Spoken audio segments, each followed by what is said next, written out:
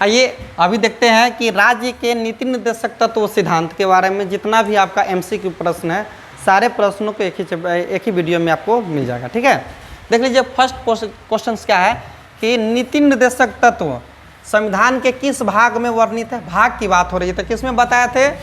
अगर आप लोग वीडियो नहीं देखे हैं तो वीडियो जाकर देख लीजिए, फिर आप ये प्रैक्टिस सेट लगाइएगा, फिर आपको प्रैक्टिस सेट लगाने में दिक्कत नहीं होगा। ठीक है, तो ये भाग 4 में है। किसमें, तो भाग 4 में है राज्य के नीति निर्देशक तत्व है। ठीक है, नेक्स्ट क्वेश्चन क्या है कि नीति निर्देशक तत्व संविधान, देश के संविधान से लिया गया। कहने का मतलब है कि जो हमारे भारतीय संविधान में भाग 4 में नीति निर्देशक तत्व का चर्चा मिलता है वो किस देश के संविधान से लिया गया, तो आयरलैंड के संविधान से लिया गया। किससे, तो आयरलैंड के संविधान से लिया गया। चलिए नेक्स्ट क्वेश्चन हम लोग देखते हैं। नेक्स्ट क्वेश्चन 3 नंबर क्या है कि नीति निर्देशक तत्व संविधान के किस अनुच्छेद से शुरू हुआ है। शुरू होने की बात कर रही है क्या, स्टार्टिंग। तो कहाँ से हुआ, 36 से 51 तक मिलता है। कहाँ से, तो 36 से 51। तो शुरू कितना 36 और अंत कितना 51। ये हो गया आपका शुरू और ये हो गया क्या अंत। अंतिम कह दीजिए, अंत कह दीजिए, खत्म कह दीजिए। ठीक है, नीति निर्देशक तत्व संविधान के किन किन अनुच्छेद में आता है। 36 से 51, 12 से 35 मौलिक अधिकार है। क्या है, मौलिक अधिकार। तो ये 36 से 51 इसमें किसका चर्चा मिलता है, तो नीति निर्देशक तत्व के बारे में चर्चा संविधान के किस बात में मिलता है, कहाँ से कहाँ तक मिलता है अनुच्छेद में, तो 36 से 51 तक मिलता है। ठीक है, आइए नीति निर्देशक तत्व क्या होता है। नीति निर्देशक तत्व क्या है, तो ये नीति निर्देशक तत्व है मार्गदर्शक, क्योंकि ये सरकार को बताता है कि राज्य कैसे चलेगा और नहीं। ठीक है, तो इसका क्या होगा, मार्गदर्शक। आंसर मार्गदर्शक होगा आपका, 5 का सी होगा। 6ठा नंबर प्रश्न पे हम लोग चलते हैं कि अनुच्छेद 38 में किस प्रकार की न्याय की बात की गई है। तो अनुच्छेद 38 में सामाजिक, आर्थिक और राजनीतिक न्याय के बारे में बात किया गया है। किसके बारे में, सामाजिक, आर्थिक और राजनीतिक न्याय के बारे में अनुच्छेद किस में चर्चा किया गया है, तो अनुच्छेद 38 में किया गया है। किसमें, अनुच्छेद 38 में। चलिए 7वां नंबर देखते हैं। 7 में क्या है कि समान वेतन की बात किसमें कही गई है, तो समान वेतन की बात किसमें कही गई है, तो अनुच्छेद 39 में कहा गया। किसमें, अनुच्छेद 39 में कहा। 8वां नंबर प्रश्न क्या कहती है कि निःशुल्क त्वरित न्याय किस अनुच्छेद में दिया गया, तो ये अनुच्छेद 39 के ए में दिया गया। क्या, अनुच्छेद 39 के ए में। ग्राम पंचायतों का स्थापना किस अनुच्छेद में कहा गया है, तो ग्राम पंचायतों का स्थापना की अगर बात आए तो अनुच्छेद 40 में कहा गया। किसमें, अनुच्छेद 40 में। अनुच्छेद 40 में ग्राम पंचायतों का स्थापना किस संशोधन के द्वारा, तो 73वां संविधान संशोधन 1992। किसमें, 73वां संविधान संशोधन 1992 में हुआ था। और ग्राम पंचायतों की जब स्थापना हुई थी, अगर इनका टोटल विषय के बारे में बात किया जाए तो कितना विषय है बुआ, तो इनकी विषय है 29 यानी कि 29 विषय है। ठीक है, 29 विषय है। काम और शिक्षा के अधिकार का प्रावधान किस अनुच्छेद में किया गया है, तो एक किया गया है 41 में किया गया है। किसमें, तो अनुच्छेद 41 में किया गया काम और शिक्षा के अधिकारों का प्रावधान। अब एक बात बताए तो चलिए 11 नंबर प्रश्न देखते हैं कि मातृत्व का लाभ का प्रावधान किस अनुच्छेद में है।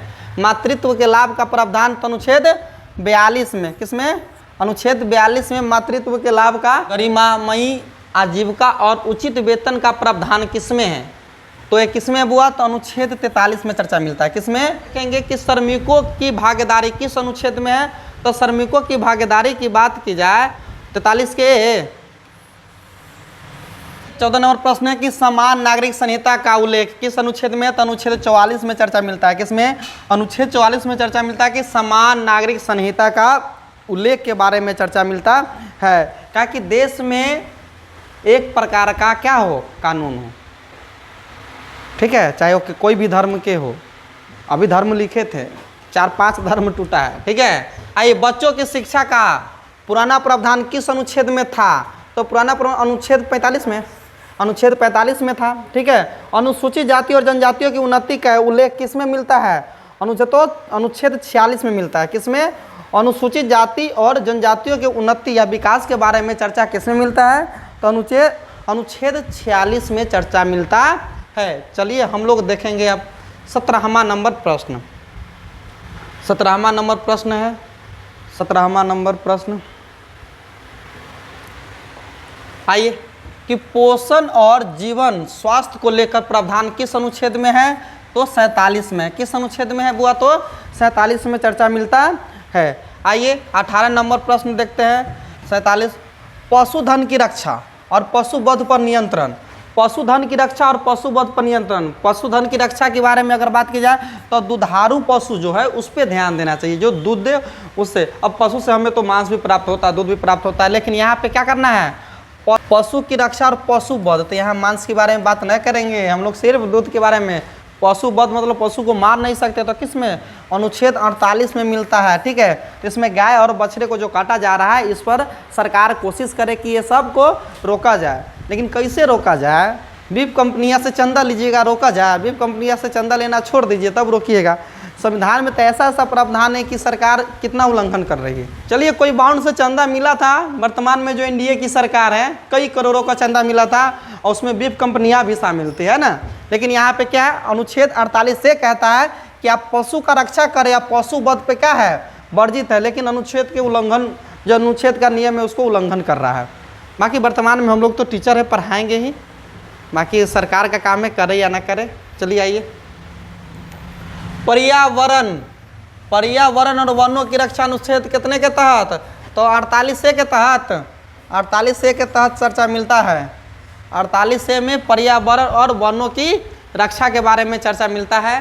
ठीक है, आइए नेक्स्ट प्रश्न देखते हैं। नेक्स्ट प्रश्न कि राष्ट्रीय स्मारकों की सुरक्षा किस अनुच्छेद में है? तो अनुच्छेद 49 में है कि जितना भी राष्ट्रीय स्मारक है आप उसको क्या रखिए? उसको सुरक्षा दीजिए, तोड़ने फोड़ने मत दीजिए।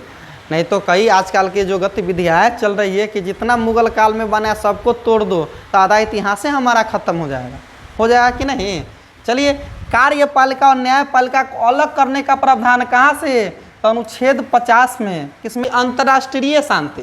क्या है? अंतर्राष्ट्रीय शांति सहयोग किस अनुच्छेद में है? तो अंतर्राष्ट्रीय शांति सहयोग अनुच्छेद 51 में चर्चा मिलता है। किसमें? अनुच्छेद 51 में चर्चा मिलता है। नीति निर्देशक तत्व को न्यायालय में लागू किया जा सकता है? नहीं।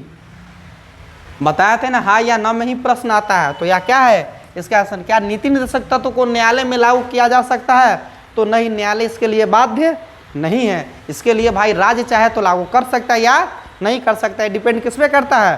तो राज्य पे कर सकता है। ठीक है, नीति निर्देशक तत्व का उद्देश्य क्या है? तो नीति निर्देशक तत्व का उद्देश्य है कल्याणकारी राज्य। क्या है? कल्याणकारी राज्य। स्टार्टिंग में ही बताए थे कि नीति निर्देशक तत्व का मतलब क्या होता है? तो कल्याणकारी होता है।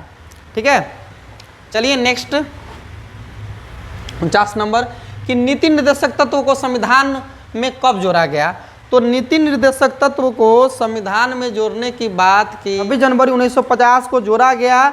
लेकिन इसमें अधिकांशतः अनुच्छेद है, या जैसे आपका जितना ये है 48 से है, 39 के ये है, या अपना 42 का ये है, ये सारे चीज़ों को अगर जोड़ा गया तो किस में? तो अनुच्छेद 42 संविधान 42वां संविधान संशोधन 1946 और 1976 के अंतर्गत जोड़ा गया।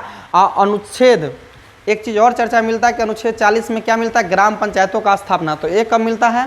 तो आपको बता दिए थे कि ग्राम पंचायतों की स्थापना की अगर बात की जाती है तो ये 73वां संविधान संशोधन 1992। ठीक है, आइए क्या कि राज्य के नीति निर्देशक तत्वों को मजबूत करने का कौन सा संशोधन है?